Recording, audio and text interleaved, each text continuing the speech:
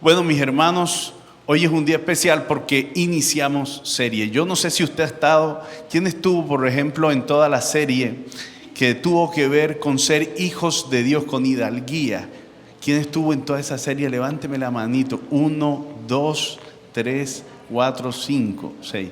Interesante. ¿Quién estuvo en la serie que tuvo que ver con adoración? Casa Vida Adora. Levánteme la manito. En toda la serie. Bueno, ya pronto salen los videos. Tuvimos un lío con el audio, así que es bueno que usted vea esa serie, así se han diferido, y le voy a explicar por qué. Porque lo que estamos haciendo es desglosar la visión de Casa Vida. Y hoy viene una nueva serie que se llama Comprometidos. ¿Cómo se llama? Comprometidos. Estoy comprometiendo a mi esposa a ver si predica también, pero bueno, comprometidos. Vamos a ver si se compromete. Ajá, como la serie de Comprometidos, de pronto se compromete ahorita.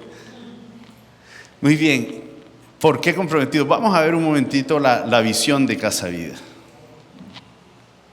Dice, vemos, repita conmigo, vemos hijos que adoran. Hasta ahí vamos. Por eso hablamos de ser hijos de Dios, por eso explicamos y... Bájale un poquitico, solamente a la batería. A la batería. Y explicábamos lo necesario que es entender nuestra identidad en Cristo.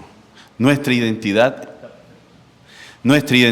en Cristo es importante porque tú te vas a mover según quien tú eres. Por eso lo importante de entender qué es ser hijos de Dios. Y decíamos, hay mucho creyente que no vive la vida de un hijo, vive la vida del creyente religioso que viene a la iglesia, alabaré, lleva su Biblia, pero no entiende qué es ser hijo.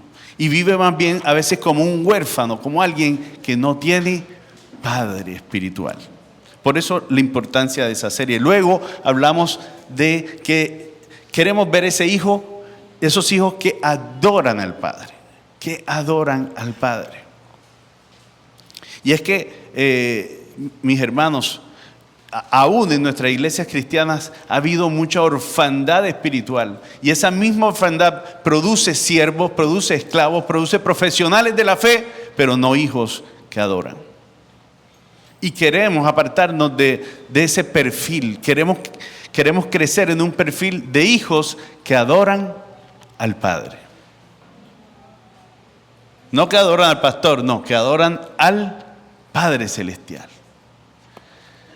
Y ya lo vimos, en Casa Vida Adora, que lo cerramos con una noche increíble de adoración. ¿Quién estuvo en la noche de la adoración? Levánteme la mano. ¿Cómo estuvo el asunto? Lo repetimos. Mire, me tocó echarlos, no se querían ir.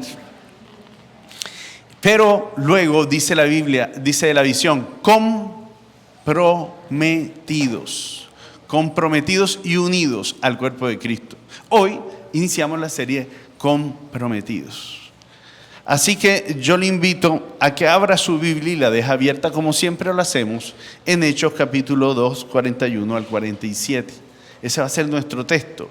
Y ojalá usted medite esta semana este texto, lo lea, lo estudie.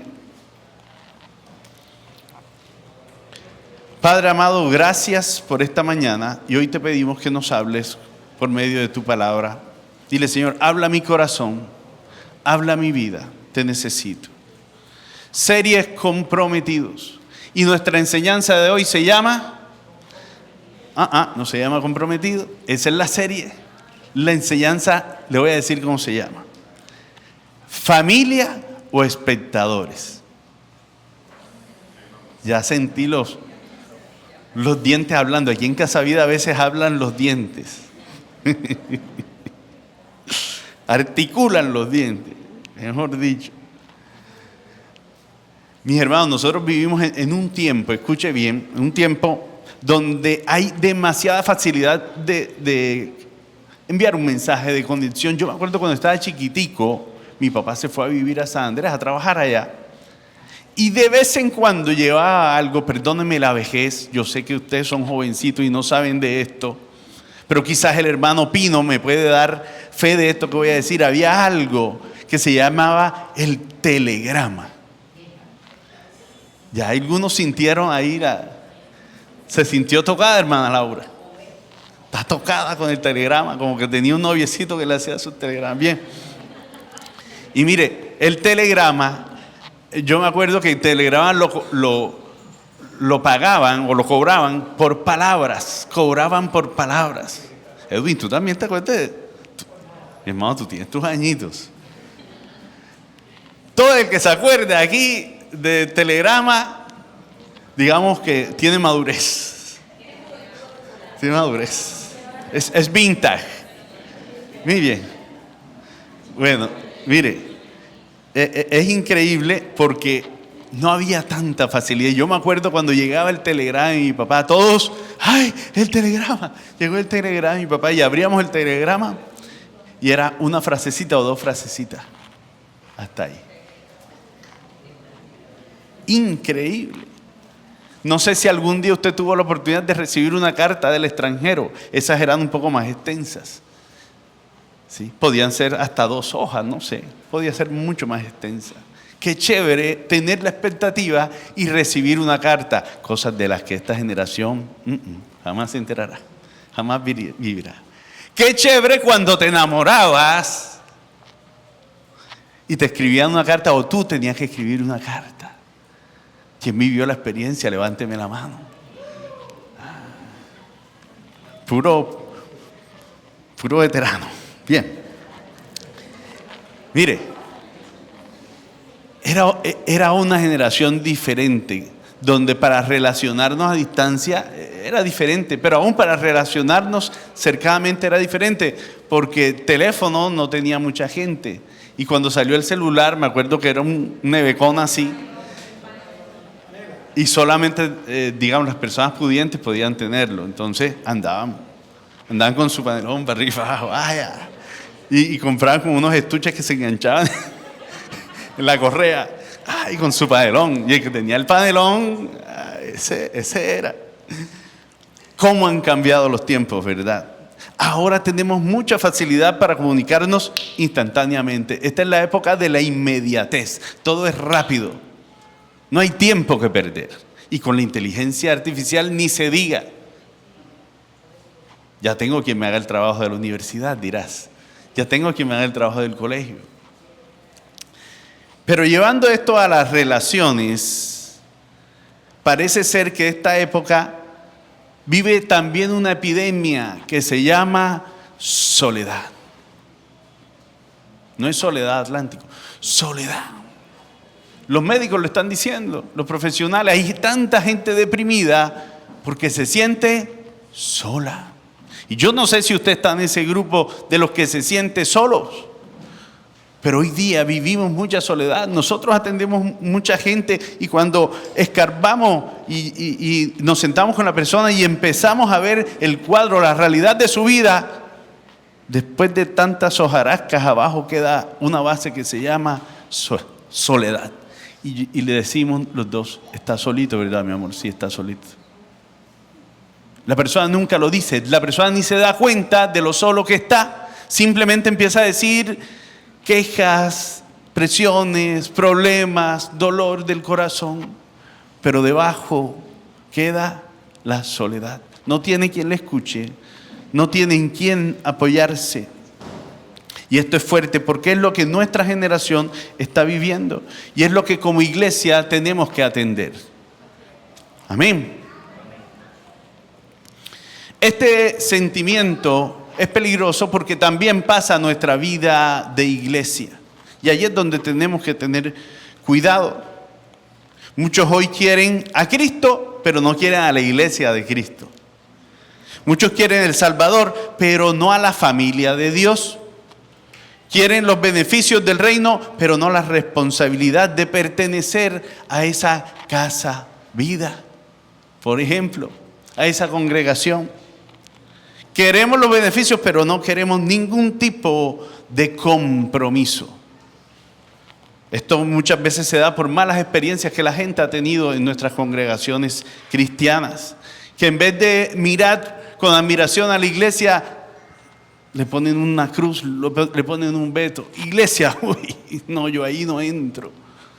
Yo amo a Dios, pero a la iglesia, Imagínate si yo amara a mi esposa, pero me quedara solamente con su cabeza, pero no con su cuerpo.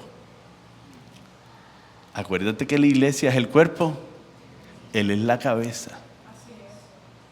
El no amar a la iglesia, escuche bien, es no amar a Cristo. Ay, mamá. Pastor, pero ¿usted dónde saca eso? Mi hermano, la iglesia es un proyecto de Dios, no es un proyecto de alguien aquí en la tierra. La iglesia la dejó el Señor, la constituyó Él a través de sus 12. No fue hombre alguno. Tiene más de 2000 años. Amamos a la iglesia, amamos a Cristo. No amamos a la iglesia, ese amor a Cristo está embolatado. Ese amor a Cristo tiene que ver más con un amor que llena mi ego, un amor egoísta que habla de mí y de mi amor propio, que del amor que le tengo a Cristo. Y eso lo vamos a ver ahora. Amén. El Señor, si usted ve el modelo de Génesis, Apocalipsis, usted ve, por ejemplo, que Dios llamó a un Abraham, pero no lo llamó para bendecirlo a él solo, no, lo llamó para ser una nación grande. Pueblo, familia, nación. Amén. Si usted ve, por ejemplo, el Señor libera al pueblo de Israel de Egipto y no libera solo a Moisés. Moisés, como tú me caes bien, te voy a liberar a ti solo. El pueblo, no. Liberó un pueblo y era un pueblo rebelde que nos representa a ti y a mí. Amén. Todo lo que pasa con Israel y el pueblo de Egipto, y en el desierto, esa rebeldía de Israel representa tu rebeldía y mi rebeldía para con Dios. Eso es lo que pasa. Por eso está ahí. Jesús no tuvo un discípulo. De hecho, cuando escuchamos acerca del discípulo amado, que está en Juan, ¿quién escribe Juan? Juan. Y él mismo se dice a sí mismo el discípulo amado. Así tenemos que sentirnos todos. Pero Jesús no tenía favoritos. Él se sentía favorito. Yo también me siento favorito, pero yo no soy el favorito. Dios tiene hijos. Amén. Así que no hay favoritos. Olvídese de ese tema. Siéntase amado como Juan se sintió amado. Pero no necesariamente era el discípulo al que él amaba. Él amaba a todos. Pero qué bello también encontrar ese ejemplo de alguien que se sintió amado. Entonces debo tomar ese ejemplo para mí. Jesús no tuvo un solo discípulo.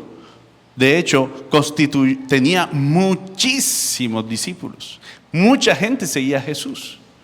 Pero él constituyó a 12 para enviarlos. Le dedicó tiempo para formar a 12. Y de esos 12, mira, un montón de gente y un montón de iglesias. Hicieron bien el trabajo los muchachos. Hicieron muy bien el trabajo los 12. Vamos a nuestro pasaje de hoy, que está en Hechos, capítulo 2, 2:42. Antes de leerlo, o más bien leámoslo y después comenzamos a hablar de lo que nos puede enseñar este pasaje. Hechos 2:41, dice: así pues, los que recibieron su mensaje fueron bautizados, y aquel día se unieron a la iglesia unas 3000 personas. Se mantenían firmes en la enseñanza de los apóstoles, en la comunión, en el partimiento del pan y en la oración. Todos estaban asombrados por los muchos prodigios y señales que realizaban los apóstoles. Todos los creyentes estaban juntos y tenían todo en común. Vendían sus propiedades y posesiones y compartían sus bienes entre sí, según la necesidad de cada uno.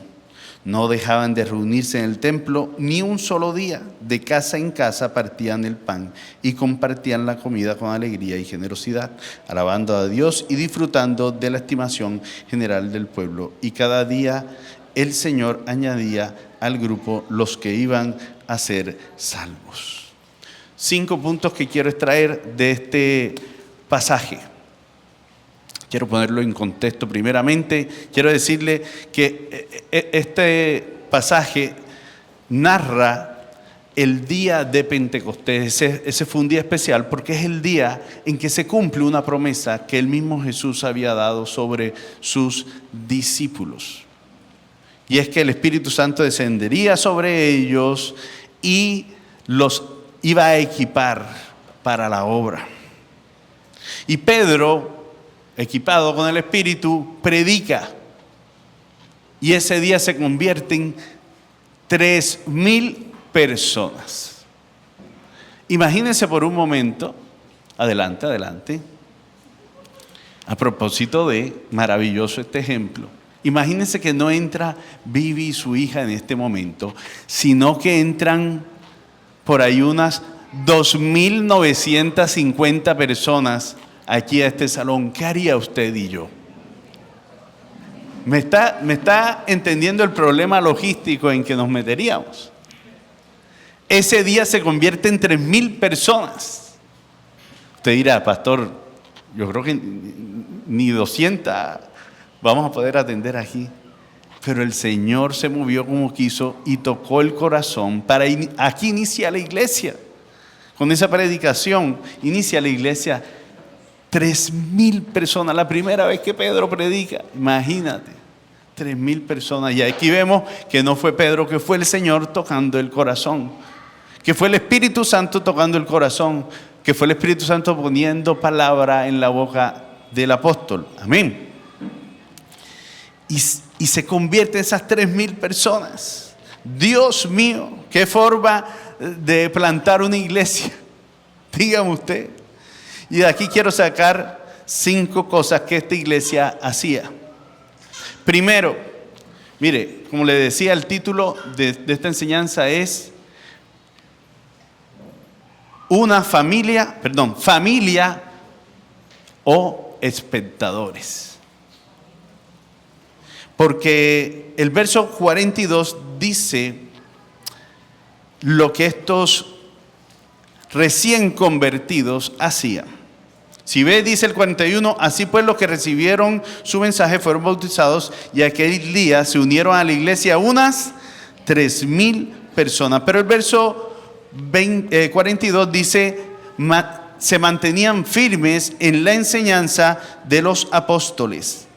Primero, una familia en la fe se mantiene firme, persevera en la palabra del Señor. La palabra aquí mantenían o perseverar proviene de una palabra en griego que quiere decir mantenerse firme y dedicado. Mantenerse firme y dedicado, persistir continuamente, sostenerse con fidelidad. Mire, no era algo ocasional el tema de las escrituras para ellos, era algo constante. Porque una familia sana en la fe va a persistir en la verdad. Si hay algo que a nosotros nos debe unir, es las escrituras. Si ven, la iglesia se mantenía firme en la enseñanza de los apóstoles, pero los apóstoles no daban simplemente consejería, o los apóstoles no predicaban al alma, los apóstoles estaban enseñando las escrituras. Hoy te pregunto, ¿qué tanta importancia tienen las escrituras en tus conversaciones? Para que una iglesia se mantenga firme y unida en el Señor, ojalá nuestras conversaciones estén guiadas por la palabra. Ojalá nuestro sistema de valores sea el de la Escritura. Ojalá nos enseñemos mutuamente, y quiero retar a la iglesia, que cuando nos veamos, siempre hay una palabra. ¿Sabe usted que el pastor necesita una palabra de usted?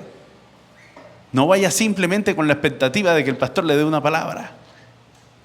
Quizás Dios te va a usar para hablarme algo a mí, así que, por favor. Y no solo al pastor, al hermano que tienes al lado, míralo. Porfa, ese hermano necesita una palabra tuya. Y al que tienes atrás también, míralo. Y el que tienes adelante también. Ahora todos me miran a mí. Todos necesitamos una palabra de todos. Amén.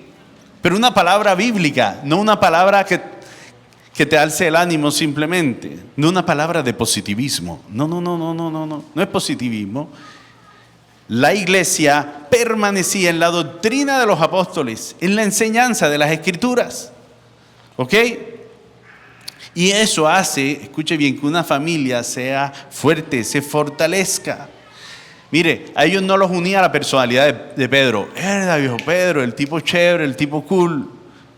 Hay muchos movimientos, muchas congregaciones que los une lo cool que es el pastor.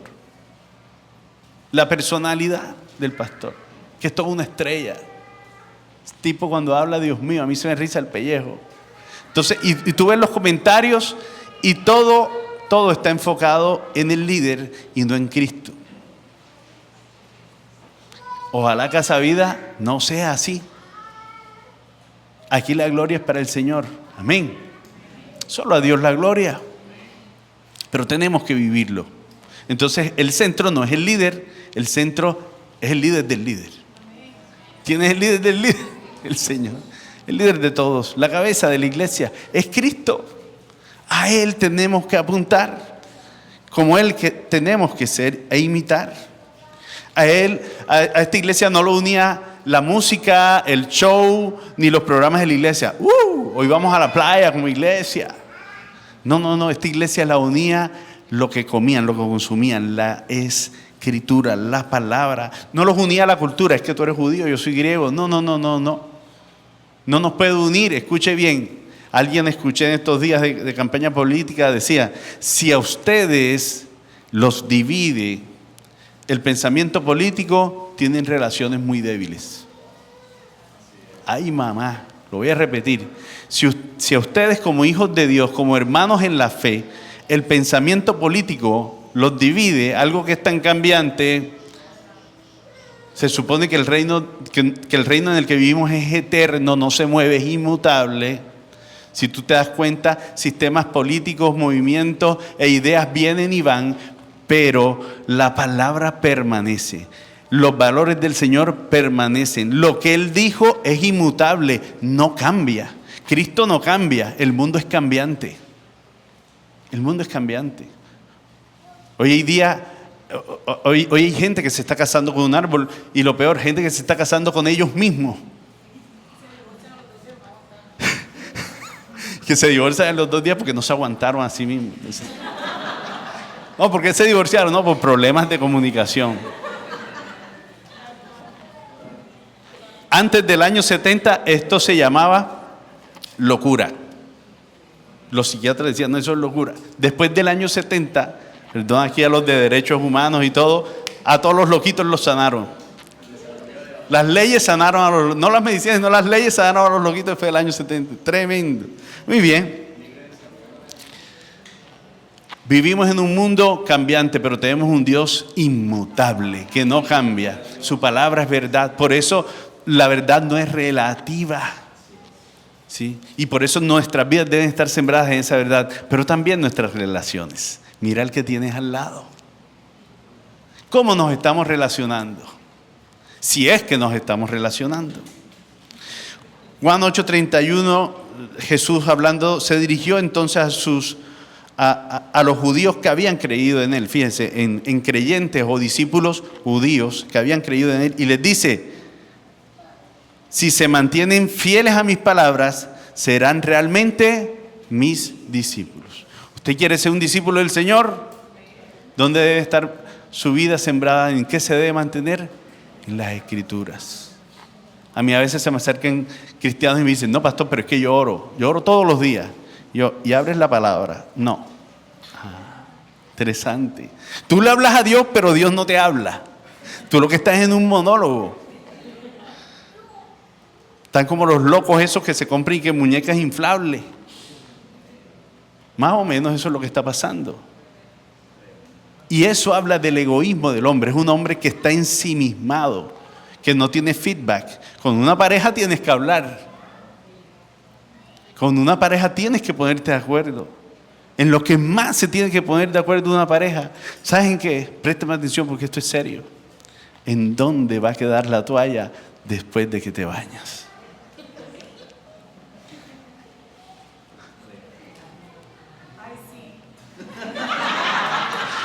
Las mujeres se ríen en 3 tiempos.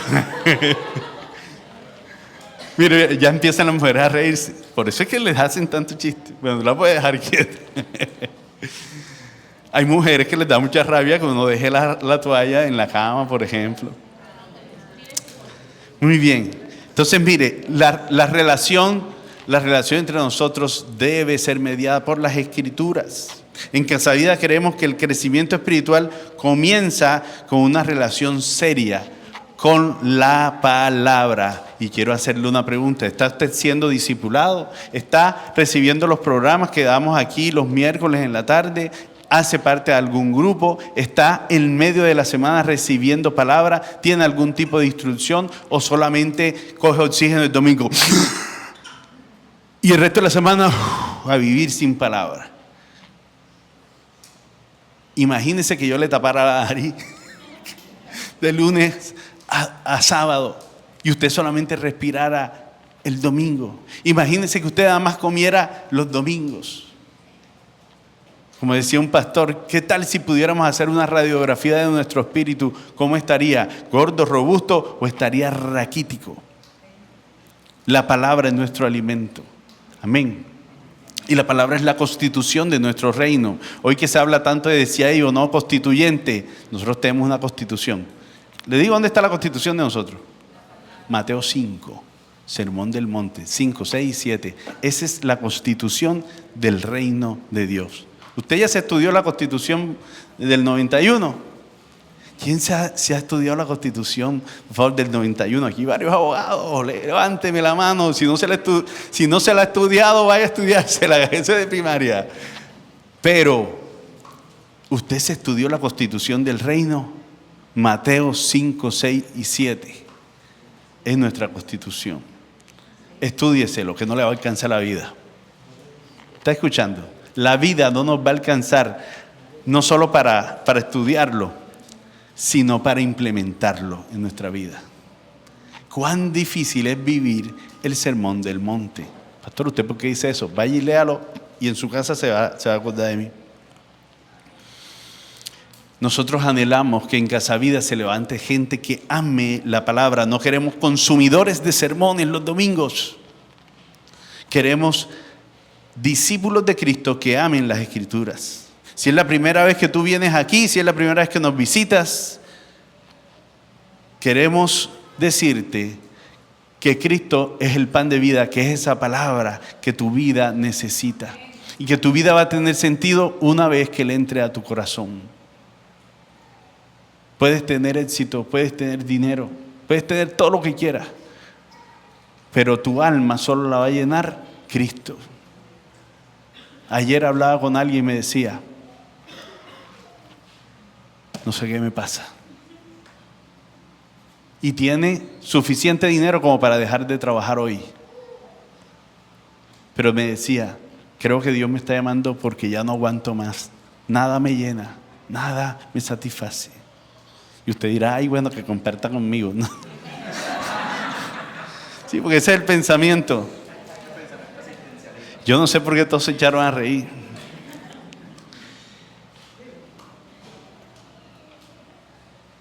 Tu necesidad no la va a cubrir el dinero, tu necesidad no la va a cubrir la fama, tu necesidad no la van a cubrir las mujeres, la pornografía, la hechicería, la brujería, tu necesidad no la va a cubrir las drogas, tu necesidad la cubre Cristo. Dios te creó con esa necesidad de Él. Dice la palabra que Él puso eternidad en el corazón del hombre. Tú sabes, que resabe que algo te pasa y que algo te falta y que lo necesitas a Él, aunque no te prediquen, aunque no vengas a una iglesia, tú lo sabes, porque eso lo puso Él en ti. Se trata de su obra, se trata de lo que Dios hace en el corazón del hombre. Amén.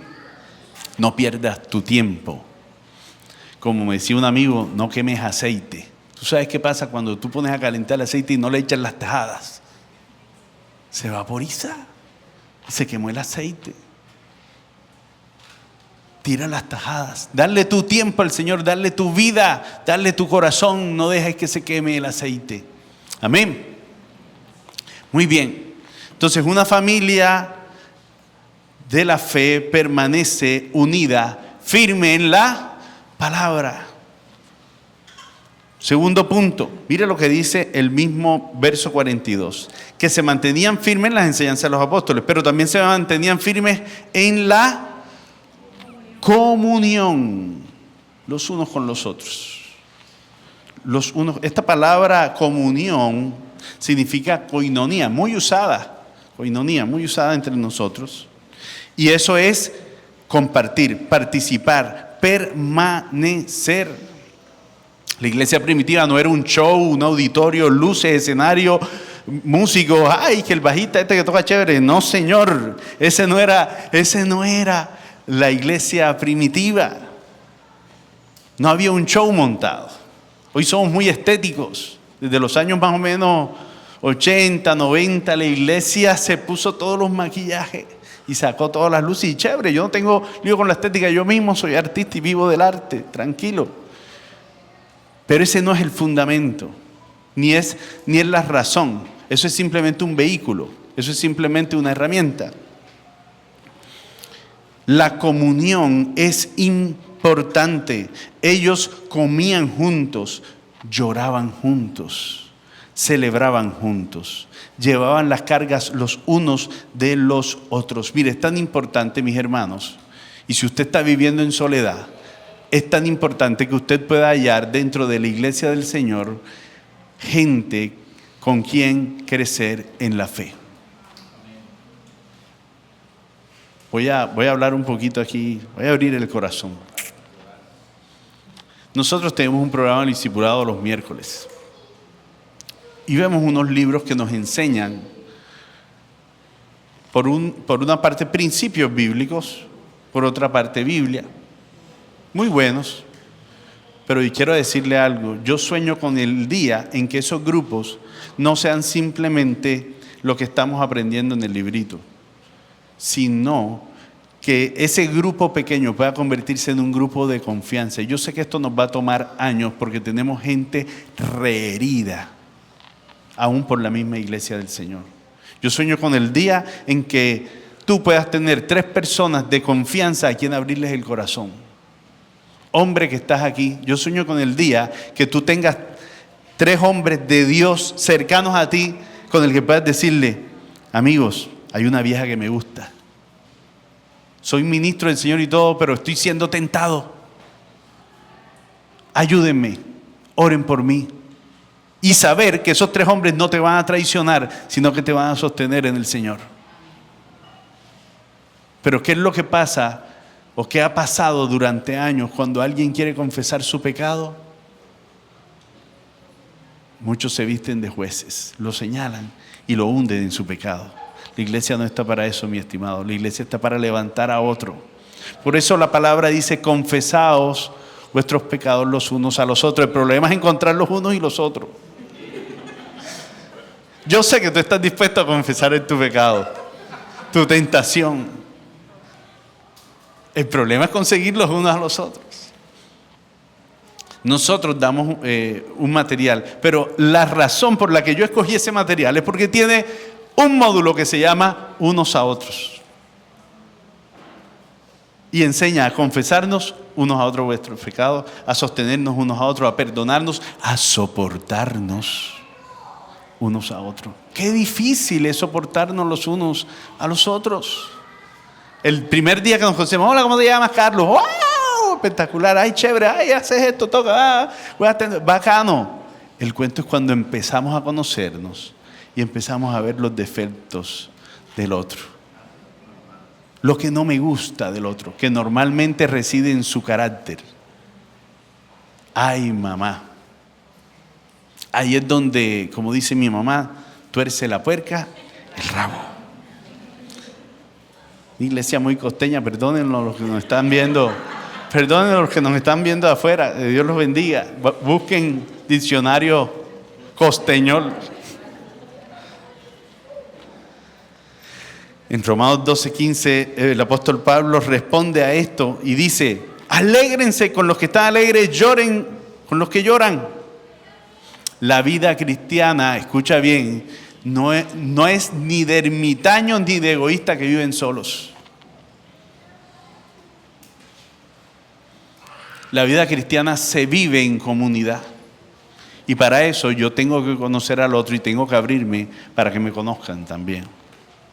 Pero es tan grande la herida, le voy a decir cómo se llama esa herida.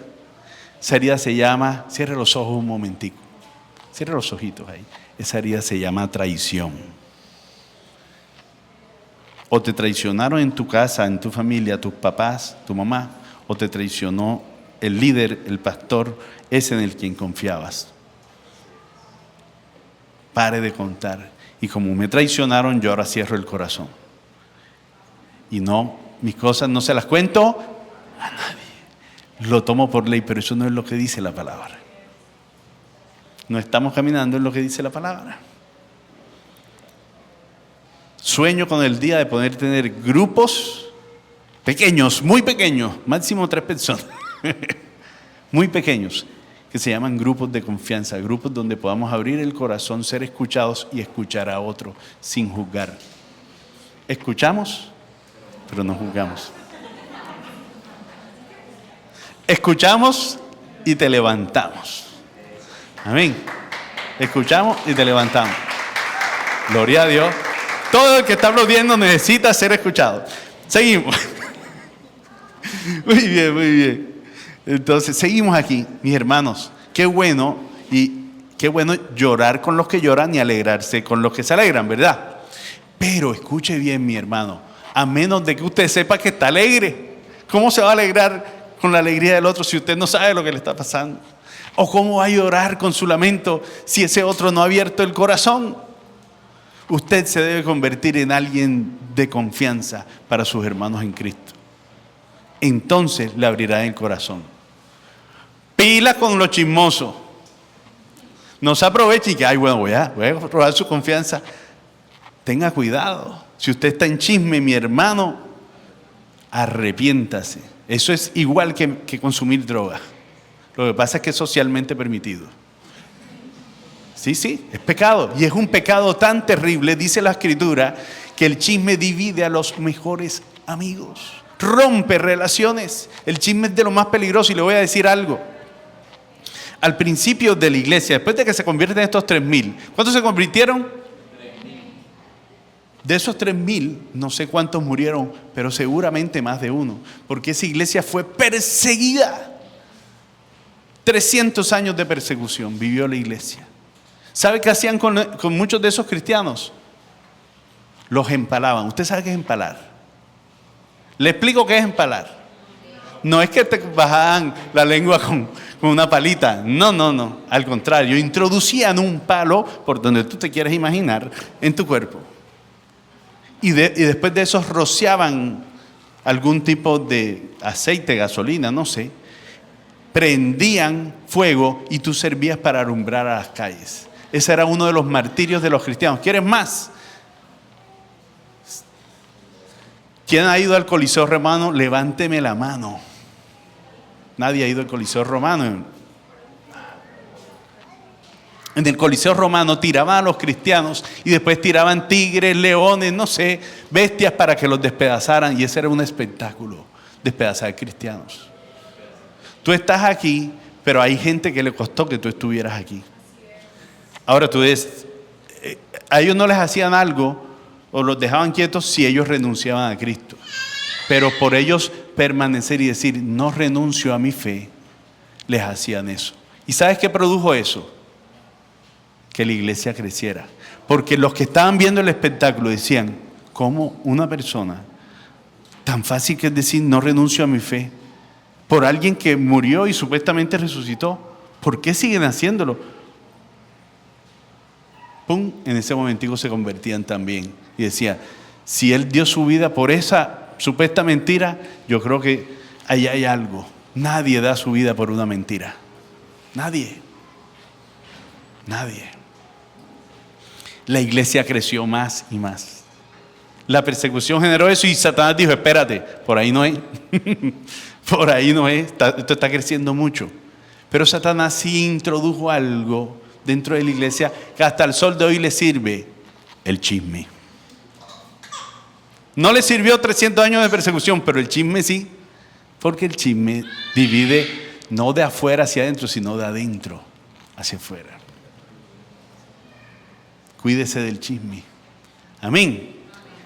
Sepa que eso es una herramienta de Satanás para dividir la iglesia del Señor.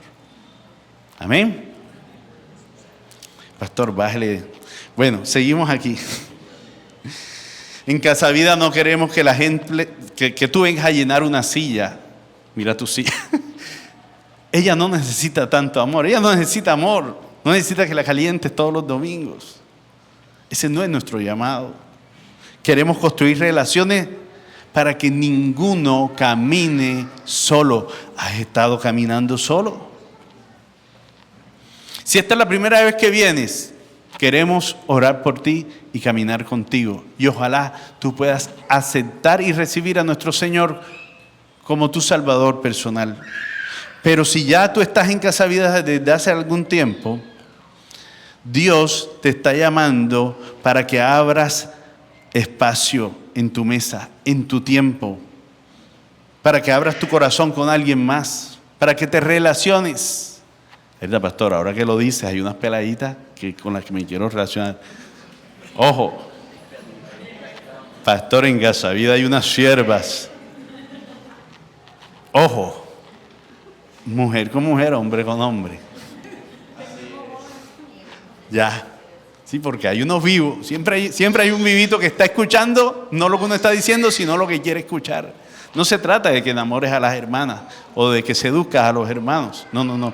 Se trata de que busques gente, por ejemplo, que sean, si eres mujer, que sean mujer, si eres hombre, que sean hombres. Lo hablo así en plastilina. Pero también que estén pasando por una etapa de la vida como la que tú estás pasando, que tienes hijos, que trabajas, que esto, que lo otro. ¿Ok? Eso va a fortalecer las relaciones en Casa Vida. Y que empieces a hilar. Despacio, tranquilo. Tenemos 20, 30 años para esto. Tranquilo. Crecer en relaciones lento pero con pasos firmes. Gente con la que yo sé que puedo confiar. Yo hoy lo puedo decir. Aquí hay más de una persona en la que yo le puedo decir cualquier barbaridad que yo sé que no me va a traicionar. Yo estoy seguro que sí. Ahora, yo no estoy seguro de ellos. Yo estoy seguro de lo que Dios ha hecho en ellos. He visto el fruto. Han pasado muchísimos años, quizás más de 10, 15 años.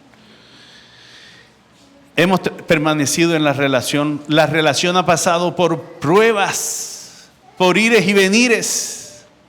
Yo he fallado, ellos han fallado, pero el Señor nos mantiene unidos.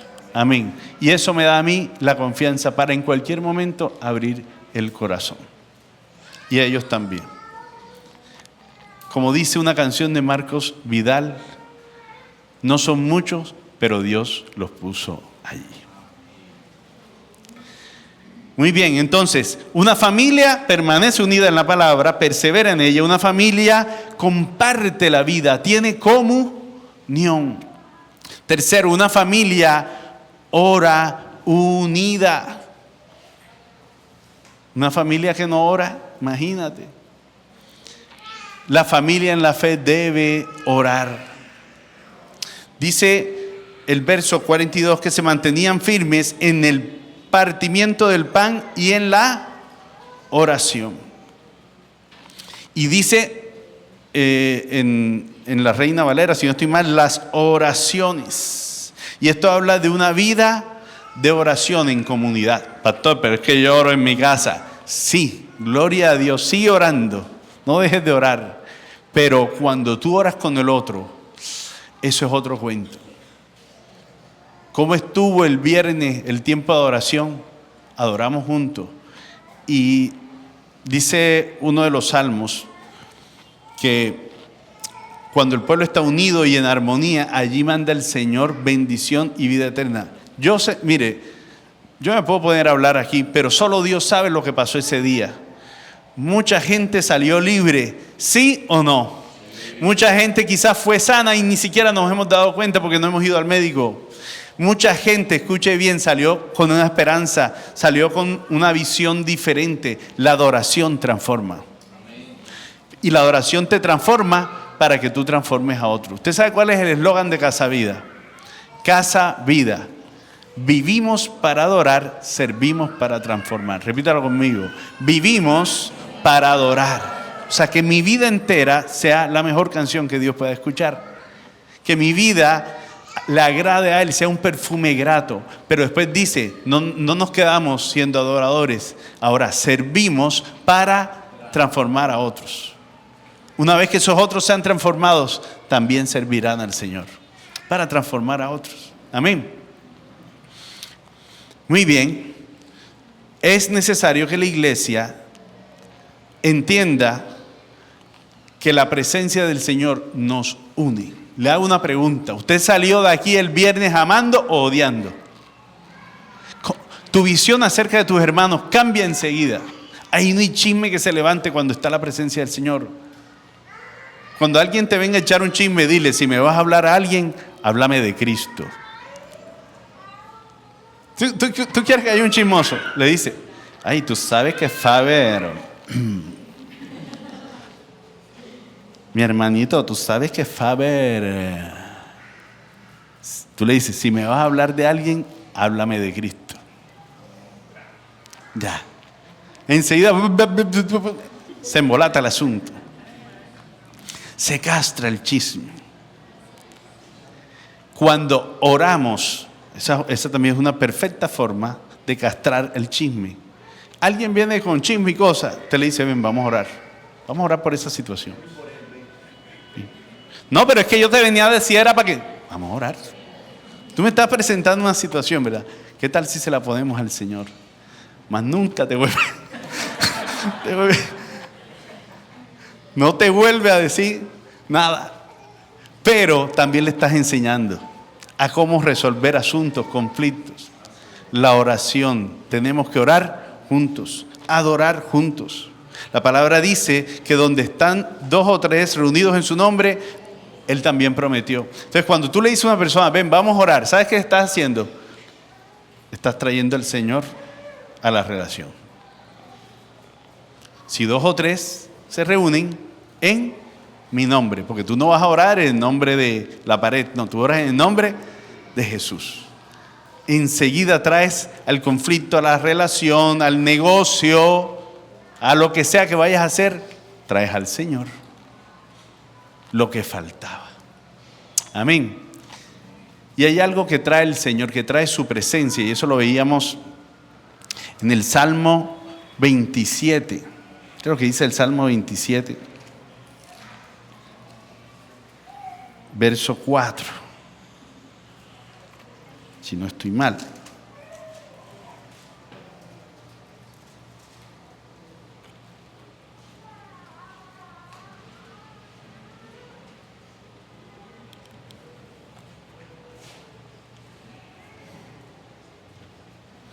Dice, una sola cosa le pido al Señor y es lo único que persigo, habitar en la casa del Señor todos los días de mi vida para contemplar la hermosura del Señor y recrearme en su templo. Otras versiones dicen e inquirir en su templo y otras versiones dicen buscar guía. La presencia de Dios trae ese consejo, esa guía que necesitamos. Entonces, mis hermanos, necesitamos orar juntos. Los domingos, escuche bien, a las 8:30 aquí venimos las personas que servimos, y si usted quiere venir es bienvenido, pero luego tenemos un tiempo para orar juntos. Queremos fortalecer ese tiempo. Si usted quiere venirse por ahí media o una horita antes, venga, que seguramente va a poder orar con los que estemos aquí. También queremos iniciar temporadas de ayuno. Qué bueno que ayunemos juntos. ¿A quién le gusta ayunar? ¿Quién ha vivido la experiencia? El ayuno es como el carnaval de Barranquilla, el que lo vive es el que lo goza. Mire, el ayuno, porque hay mucha gente que dice, no, ayunar, yo no puedo dejar de comer, me muero, pastor. Vea, el ayuno tiene algo poderoso, que cuando lo haces, Eso sí es mera experiencia. Tú sientes que el Señor te llena. Y no solamente el ayuno, o sea, cada vez que estamos en la presencia del Señor, el viernes que adoramos y adoramos y adoramos aquí, llego yo y le digo a los niños, llegamos como a las 10:30 de la noche, ellos no habían cenado, y les digo, bueno, muchachos, ¿qué quieren? Y los dos me dijeron, no tenemos hambre, papi. Pero ellos no saben por qué lo estaban diciendo, por lo menos la chiqui no sabe por qué lo está diciendo, yo creo que Santi sí, porque estaban llenos del Señor. Hasta eso te llena el Señor, la panza. No solo de pan vivirá el hombre, sino de toda palabra que salga de la boca de Dios. Muy bien, seguimos con nuestro cuarto punto, y es que, y está ahí mismo en el verso 4, lo que hacían todos los creyentes. Dice, todos los creyentes estaban juntos y tenían todo en común. Escuche bien, vendían sus propiedades y posesiones y compartían sus bienes entre sí según la necesidad de cada uno. No dejaban de reunirse unánimes en el templo, ni un solo día de casa en casa partían el pan y compartían la comida con alegría y generosidad. Este es nuestro cuarto punto y tiene que ver, escuche bien, con compartir nuestros recursos. Es fuerte lo que este pasaje está diciendo y usted dirá, me van a pedir plata. Pastor, si usted nunca ha pedido plata aquí, gloria a Dios, tampoco te la vamos a pedir, tranquilo. Relax. Pero ¿qué dice la palabra aquí? ¿Por qué está eso allí? ¿Qué quiere hablarnos el Señor? Estamos hablando de lo que hacía la iglesia primitiva. Y ellos oraban juntos, compartían el pan juntos. Ellos se reunían todos los días en el templo. No era un día, era todos los días. Ellos permanecían en las enseñanzas de las Escrituras. Pero algo que hacían y que hizo esta iglesia primitiva fue algo que creo que no se volvió a repetir. Y es que tenían todo en común. Dice que vendían sus propiedades y posesiones y compartían sus bienes entre sí según la necesidad de cada uno. Era una iglesia, escuche bien, que tomó el rol prácticamente del Estado para que a nadie les faltara nada. Vendían todo para que todos tuvieran todas las cosas en común. Mucha gente ha mal usado este texto para quitarle plata a la gente. Mi hermano, si Dios pone en tu corazón que vendas tu casa para que nos traigas el dinero, hazlo, mira lo que dice. No te estamos diciendo eso. Y no es el principio necesariamente que debe salir de aquí. Si te das cuenta, ahí dice todos los creyentes. Está el texto. Ten el texto ahí abierto. Dice, todos los creyentes estaban juntos y tenían todo en común. Ahora, aquí no dice, los apóstoles les decían, vendan. El cuento no es el qué, sino el cómo. Sí, vendían las cosas, pero ¿por voluntad de quién? De ellos mismos. Mi estimado, la generosidad nace del corazón. Si yo ahora mismo te digo, usted tiene que traer aquí, eso no es generosidad. Aunque traigas millones, ahí no hay generosidad. La generosidad es Dios actuando en el corazón del hombre. Dios quiso mover a la iglesia así, en ese momento. ¿Y sabes por qué? Porque después de esto, ellos tuvieron que dejar sus casas. Tuvieron que irse del lugar. Fueron perseguidos. Desplazados, para que me entienda. Ellos fueron desplazados. ¿Me comprende? Y esto fue una estrategia de Dios. Un desplazado es mejor que haya vendido antes que tener algo que dejar. Eso fue una estrategia de Dios de ese momento específico. Usted ve que después no se repite esto. ¿Ok?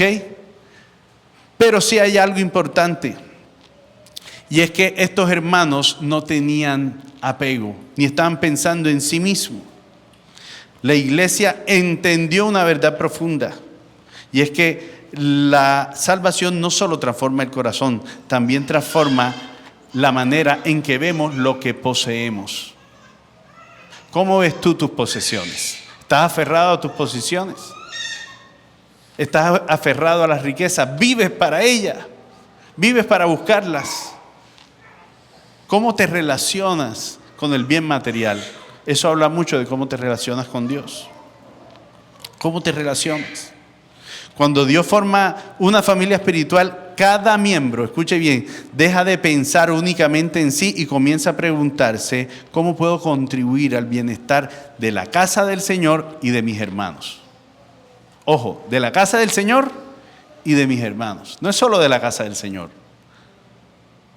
Muchos pastores solamente hablan de la casa del Señor, pero ¿y los hermanos que tienen necesidad? Dos cosas importantes. La casa del Señor tiene que mantenerse. Y es necesario, porque Dios te quiere usar a ti en esto. No se trata, escucha bien, de una obligación legal. Yo ahora soy el que voy a sostener a Casa Vida. Qué pena, Dios sostiene a Casa Vida. Nadie va a sostener a Casa Vida, Dios lo va a sostener. Nadie se va a robar su gloria. Pero sí hay una expresión de amor y de pertenencia cuando yo soy consciente y digo: aquí hay gasto. ¿Cómo están allá los de ese cubículo? ¿No les gustaría un airecito ahí, como este que está acá? Para eso tenemos que disponernos. Y aunque no hemos hecho presión por tener el otro aire, qué chévere que Dios mismo toque su corazón. Estamos esperando que la generosidad aflore. No queremos llevarlo a presión. Queremos que la gloria sea para el Señor. La comunión verdadera produce responsabilidad de entre todos. Ah, no, porque el pastor se encarga. No, y esto. No, el pastor se encarga. Eso habla del desapego. Eso habla del no estar comprometido. ¿Cómo se llama esta serie? Comprometidos. Comprometidos. Cuando alguien siente que está en su familia, naturalmente desea cuidar de ella, servirla y sostenerla. Cuidar, servir y sostener. Pablo enseñó este principio en 2 Corintios 9:7. Dice: cada uno dé como propuso en su corazón, no con tristeza ni por necesidad, porque Dios ama al dador alegre. O sea, no porque estés triste ni porque la iglesia esté necesitando, sino como propongas en tú, y tu corazón va a proponer, escuche bien, si es generoso o si es avaricioso. No le deja al Señor desde la avaricia. ¿Cómo así, pastor? Cuando tú das pensando que Dios te va a devolver: ay, si yo le doy estos 10,000, Señor me va a devolver 10 veces más. Eso es avaricia. No, Señor, no dé así. Dé desde la liberalidad, porque usted es libre para dar. No está pegado al dinero. Dé porque quiere honrar a Dios y dé porque quiere sostener la obra, servir a la obra, entender que hay gastos. Es lógico. La luz alguien la tiene que pagar. Esos equipos no se mueven solos. Usted no se imagina la cantidad de equipos que nosotros necesitamos comprar. Pero Dios lo ha dado todo así en su momento. No creemos en la presión, no creemos en que tenemos que ahorcarlo a usted para que dé una cuota. Esto no es un club de socios. Esto se trata de la obra del Señor. Y a mí me encanta cuando la gente en generosidad da, y yo sé que a Dios le gusta más. O sea, qué triste que un pastor se suba a pedir plata. Eso es triste, denigrante a la fe. La fe produce generosidad, entonces yo doy simplemente porque Él me ha dado. Yo entiendo que yo soy un administrador de lo que Dios me ha permitido tener y que no soy el dueño. Eso se llama mayordomía. Soy un mayordomo, no soy el dueño. El dueño de todo es Él. Porque lo decimos: si el dueño de todo es el Señor, es el dueño del oro y de la plata. Vívelo. Si Él es el dueño del oro y de la plata, no te aferres a ella. Darle a Dios lo que es de Dios y al César lo que es del César. Eso se llama justicia. Acuérdate que el reino de los cielos es justicia, paz y gozo en el Espíritu. Vives en justicia. ¿Le estás dando a Dios lo que es de Dios o te estás quedando con lo que es de Él? Esto es justicia, mi hermano. Si no, te invito a que no pagues la luz 3 mesecitos y ahora hagas un calorcito para que obre justicia afinia contigo. ¿Entiendes? Tú eres justo. Afinia lo que es de afinia y a Dios lo que es de Dios. ¿Cómo estamos con el predial? En estos días, no sé si has vivido la historia de los embargos de Nequi. El predial te va embargando el Nequi. Él comienza con el Nequi, pero él no se queda ahí, ¿cierto, Edwin? Edwin sí sabe eso, no porque le hayan embargado el Nequi, sino porque les voy a dar una incidencia. Él es quien los embarga, hermano. Usted no sabía que el que lo había embargado usted está aquí sentadito todos los domingos. Silencio, silencioso. Pero usted quiere usar el Nequi y vamos a ver que ya Edwin... No es él. Pero sí tiene que ver con esa gente. Edwin, te metí en tremendo lío. Perdóname, mi hermano. El chisme. Hombre, qué pena. Bien. Mire, cada uno dé en libertad como propuso en su corazón. Esa es la ley del Señor. Eso es a lo que Él nos invita. Pero ojo, tú dices, sí de papaya está el asunto. Entonces, como es, conforme yo propongo en mi corazón, yo propongo dar, hago, viajo, deshago, me compro para mí lo mejor, pero para el Señor, como propongo en mi corazón. Tú solo sabrás si estás siendo justo o injusto, pero Dios también lo va a saber. Y eso habla de tu compromiso, de tu pertenencia con la casa del Señor. Y no solo con la casa, les decía ahora, con el que está necesitado. Imagínate a alguien que está necesitado y tú lo sabes. Pero dice la palabra, si alguien necesita y tú teniendo no le das y le cierras el corazón, ¿cómo puede habitar Cristo en ti? ¿Sabes por qué mucha gente quiere todo lo que tiene que ver con, por ejemplo, con la izquierda? Por la justicia social. Y nosotros como iglesia necesitamos la justicia social, pero necesitamos vivirla. Y hay otro grupo que se va con la derecha, por la moral.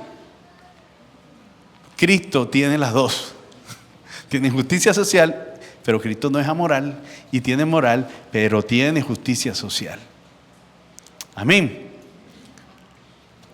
Cristo es nuestro referente más grande.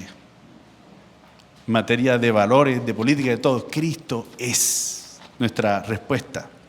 Mis hermanos, ¿qué tanto Dios está obrando en tu vida en este tema de las finanzas?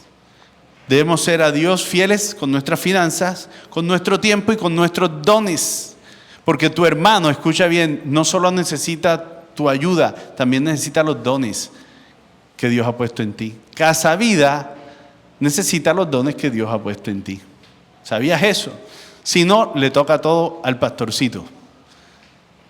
Qué pena, pero cuando estemos delante del Señor, pastor, es que la gente no se convertía en Casa Vida. Pero es que yo mandé a la hermana Laura y la mandé para que evangelizara, pero ella cayó. Pastor, es que nadie cantaba en Casa Vida y por eso no adorábamos. Pero es que yo mandé a Edwin para que cantara, le di la voz de Pavarotti revuelto con la de Plácido Domingo y terminaba con Chayanne. Pero él nunca quiso abrir su boca para cantar. Pastor, todo el mundo vivía enfermo en Casa Vida. Claro, si yo puse los dones en el hermano Pino, pero él nunca impuso sus manos sobre nadie y nadie sanó. No solo son los recursos económicos, los dones que Dios ha puesto en ti tienen que ser puestos al servicio de la obra de Dios. Son los dones de Dios, no los tuyos. Los dones no son nuestros. Qué pena. Algo bueno de los dones es que no tienes que estudiar, no tienes que esforzarte ni nada. No, eso viene pum, enseguida. ¿Sí? Dios, eso hace parte del paquete de Dios de la salvación. Bueno, le doy tal don. Maravilloso. Lo que sí necesitas meterle fuerza es al carácter, porque ese es el que va a sostener el don. Ahí es donde sí va a tener que trabajar bastante. Ahora, el don es de Dios y Dios lo va a usar. Por eso muchos dirán aquel día, Señor, si en tu nombre echamos fuera, sanamos, apartados de mí, nunca os conocí. Te di el don, pero tú te embeleciste con el don, hiciste tu pocotón de gira, exaltaste tu nombre, pero nunca me exaltaste a mí. Usaste el don para tu beneficio, pero nunca pensando en el reino. Yo te usé por amor del enfermito que estaba allá y del endemoniado. Yo te usé si el don es mío. No nos engañemos con los dones. pero tampoco los usemos para nuestro propio beneficio, es para la gloria de Él, para su obra. Así que mi hermano, comprométete a servir en algo en Casa Vida. Y si no sabes en qué, habla conmigo o con mi esposa. Donde no hay un sentido de familia, cada uno cuida únicamente de sí mismo. Se vuelve un ecosistema egoísta. Egoísta. Qué bueno que en Casa Vida tú puedas poner tus dones al servicio del Señor, puedas acompañar a alguien en la fe, puedas orar por otros, puedas sostener la obra con generosidad y fidelidad. Esta es mi casa, que puedas decir, esta es mi casa. Dios me plantó aquí y quiero asumir responsabilidad de cuidarla y ayudar a que otros también encuentren aquí una familia. Adquiere responsabilidad. ¿Sabes qué es madurez? Me enseñaba un psicólogo. Madurez es responsabilidad. Pastor, porque nosotros los cristianos maduros, ¿tú qué dice?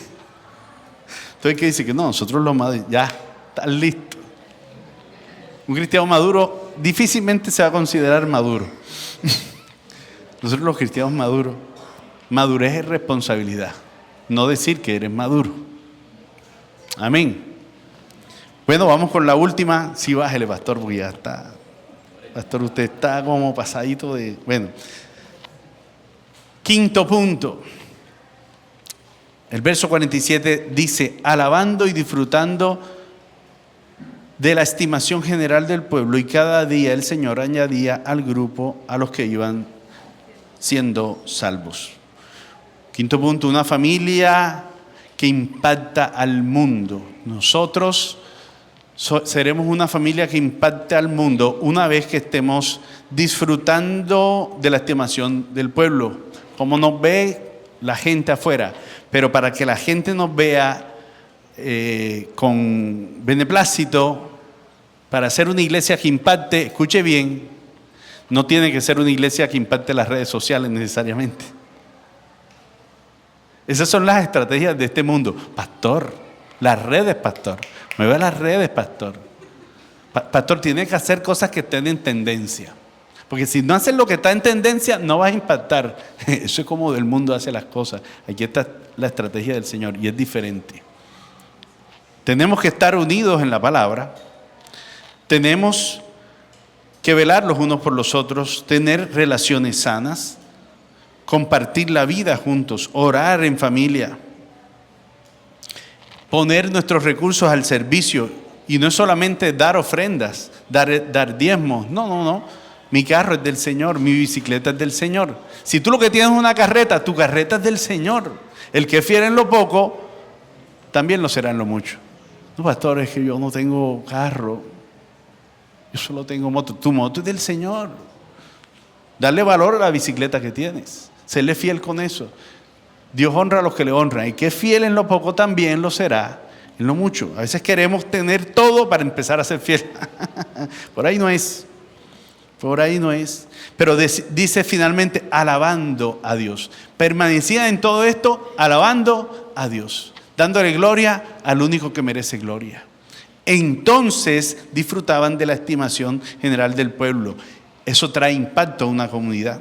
La gente veía el amor, la unidad, veían el cuidado mutuo. Imagínate que todo este sector por aquí vea que nosotros nos cuidamos mutuamente y que nos amamos incondicionalmente, que nos cuidamos. ¿Sabes qué va a decir la gente? Yo también quiero ser amado. Yo también quiero ser cuidado. Yo también quiero esa unidad que veo en ellos. Voy a ver qué es lo que pasa ahí. Y se nos veían esto de 3,000 personas. Porque lo más impactante es lo que dice al final. Dice, y cada día, ¿quién añadía? Los cristianos, el pastor, el evangelista. ¿Quién añadía? El Señor es quien añade. El Señor añadía a los que iban a ser salvos. Juan 13:35 dice, en esto conocerán todos que sois mis discípulos, si tuvierais amor los unos con los otros.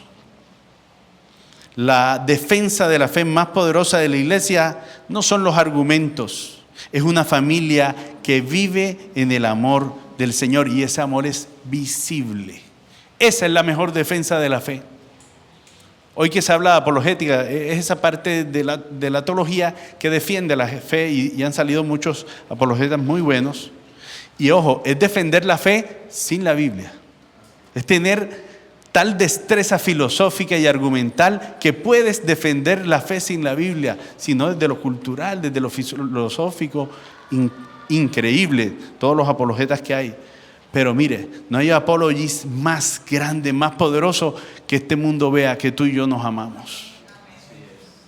Ahí se derriba todo argumento. Todo argumento no se le para al amor.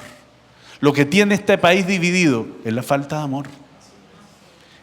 El día que se levante un gobernante, sea alcalde, gobernador, lo que sea, que ame al pueblo, ese día va a ser otra cosa.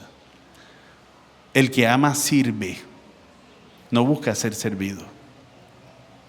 Yo creo que lo he dicho en otras oportunidades. Yo estuve 2 veces en el país de Finlandia. El gobierno mismo nos llevó y nos mostraron un edificio. Ya usted vio un convento sencillito.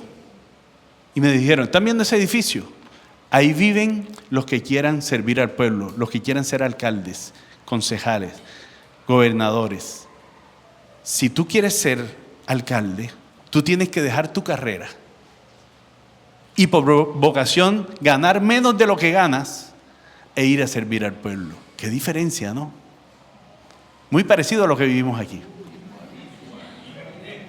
¿Usted sabe qué significa? Por ejemplo, aquí que hay que ministerio de cultura, ministerio de esto, de lo otro. La palabra ministerio o ministro es servidor, o sea, esclavo. ¿Será que aquí tenemos esclavos?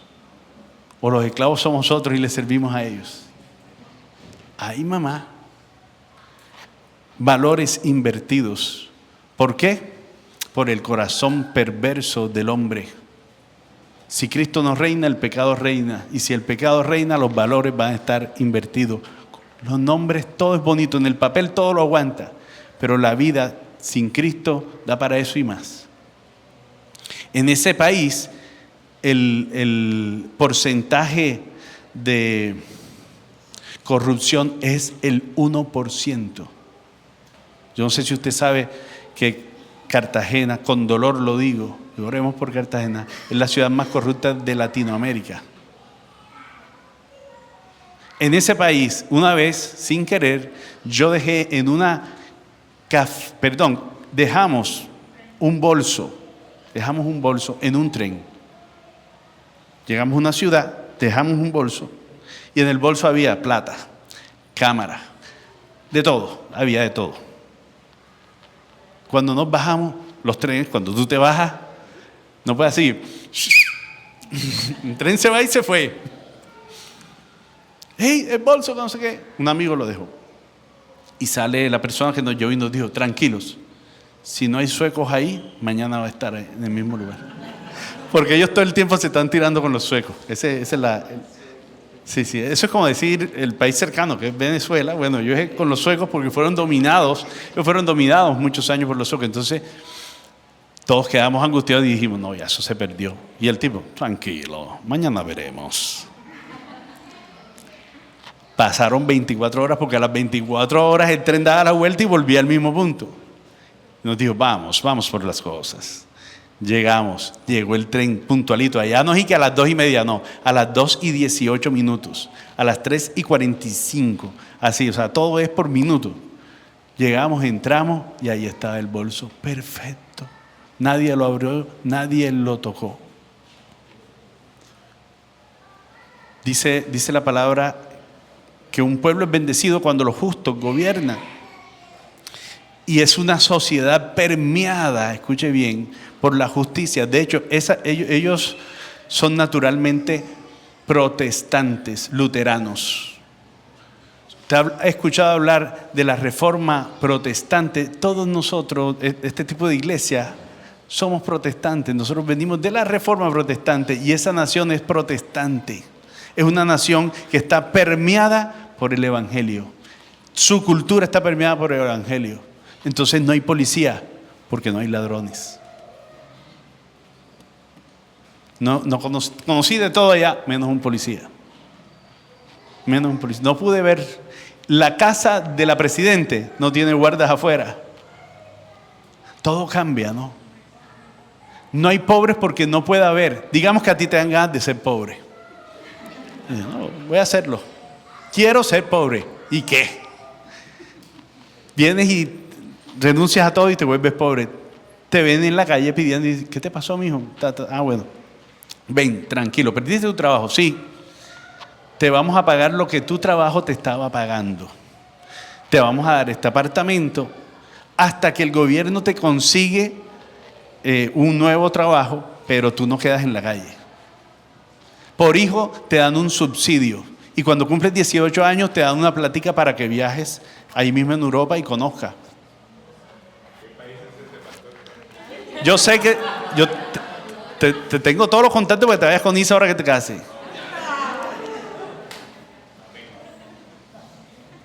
Es un país que está quedando sin población. Voy a tirarte la historia triste, mi querido Juan, ya que te animaste. Sí, ellos tienen, hay recursos porque son buenos administradores, porque en Colombia hay más recursos. ¿Sabías eso? Ellos son ricos, pero por buenos administradores. Ellos solamente tienen agua y madera. Para que me entiendas, allá no hay una maracuyá. Entonces no puedes hacer jugo de maracuyá. La tienes que traer de África y eso vale un poco de plata. No hay plátano. Así que si te gusta el pochocho o te gusta el patacón, olvídate de ese cuento. Sí. Arroz sí hay, pero es escaso y caro. Carísimo. Entonces allá lo que hay es mucha papa. Mucha papa. Mucho salmón, demasiado. O sea, el salmón allá no vale nada. El salmón allá, demasiado. Pero mire lo que pasa. Allá hay mucho frío. Son 6 meses de frío. Es tan fuerte el frío que la tierra se parte y se congela. Ellos tienen 200.000 lagos y los lagos se vuelven carreteras para las mulas y todo de lo frío. Los bloques son inmensos. Cuando hay frío y no hay sol, tú te deprimes. Hay días donde no hay sol, literalmente, todo el día es de noche. Por eso a nosotros nos llevaron en verano, pero el verano era como Bogotá. Imagínate, así de frío era el verano. Lindísimo. Entonces, pero los días demoraban como hasta las 11 de la noche y a la 1 ya está el sol afuera. El día se hace larguísimo. La gente se deprime y empieza a tomar alcohol. De la depresión. Y después de que toma alcohol, salen a la calle. Y ahí en la calle mueren en un pretil, en un andén, en una carretera, por el frío. Mucho suicidio por la depresión, por la falta de sol. Es el país donde la gente más se suicida, lastimosamente. Y por eso muchos han desertado de ahí y quieren que jóvenes que están a punto de casarse vayan a poblar. Finlandia, te vas.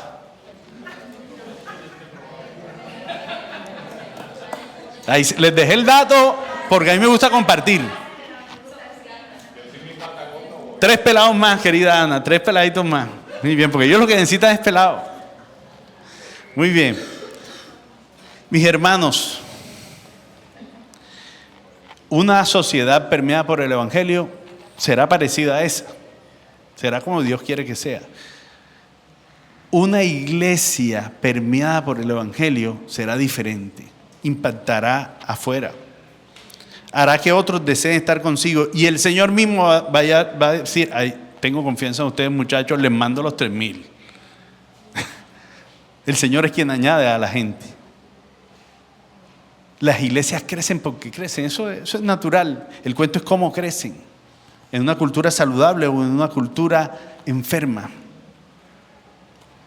Que el Señor nos permita crecer en amor, en unidad. Amén. Cierra tus ojos. Una familia está centrada en la palabra. Una familia de la fe está centrada en la palabra. Una familia de la fe comparte la vida diaria. No es solo de domingo, de saludarnos y tomarnos el café los domingos. Es saber cómo está el otro el día de semana. Una familia centrada en la palabra y que comparte la vida, ora junta también. Es generosa. Es generosa. Siempre va a velar porque a la casa del Señor no le falte nada. Una familia así va a ser una familia que impacta a la sociedad.